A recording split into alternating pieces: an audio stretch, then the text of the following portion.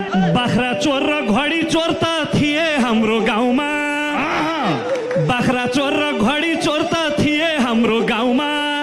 म चिनिने भएँ अब स्वास्नी चोरको नाउँमा।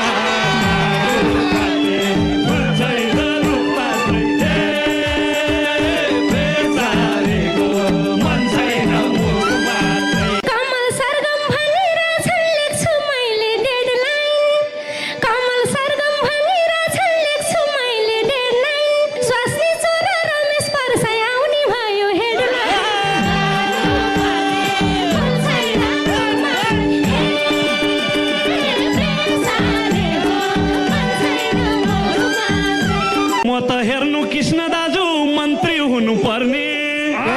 म त खासमा हेर्नु दाजु मन्त्री हुनु पर्ने। बुढी तस्कर हुने भइयो अब कसो